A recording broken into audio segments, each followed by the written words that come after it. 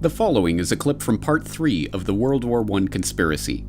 Watch the full documentary for free at corbettreport.com/WWI.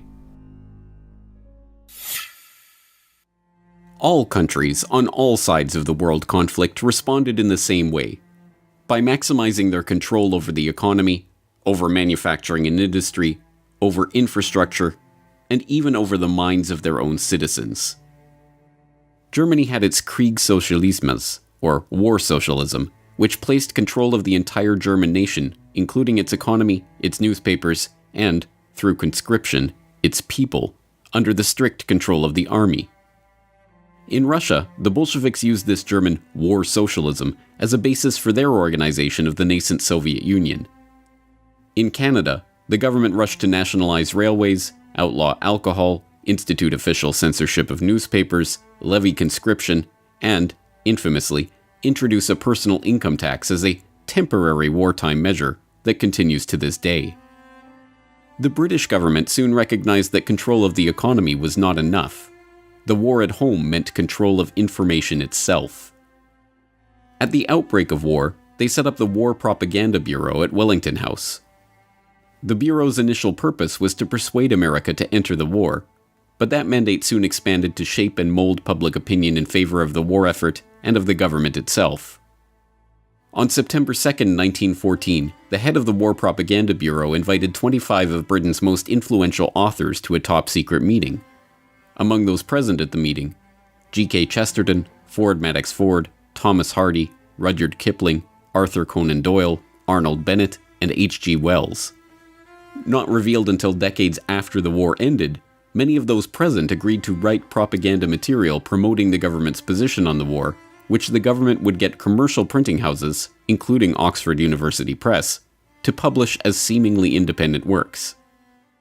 Under the secret agreement, Arthur Conan Doyle wrote To Arms, John Masefield wrote Gallipoli and The Old Front Line, Mary Humphrey Ward wrote England's Effort and Towards the Goal, Rudyard Kipling wrote The New Army in Training, G.K. Chesterton wrote The Barbarism of Berlin.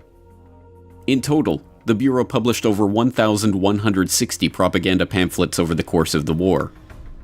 Hilaire Belloc later rationalized his work in service of the government. It is sometimes necessary to lie damnably in the interests of the nation.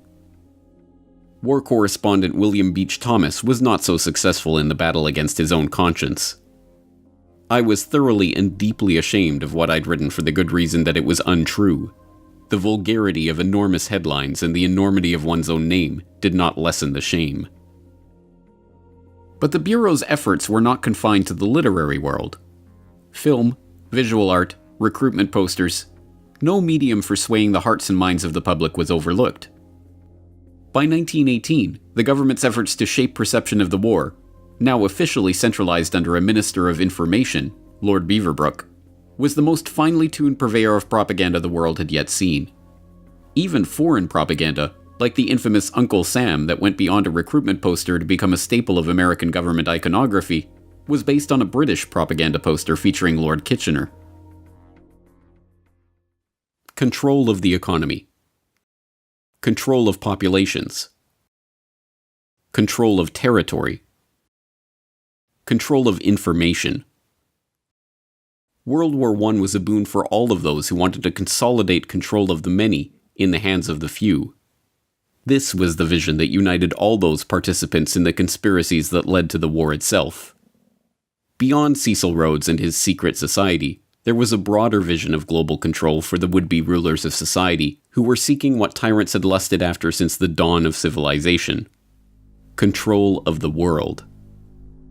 World War I was merely the first salvo in this clique's attempts to create not a reordering of this society or that economy, but a new world order.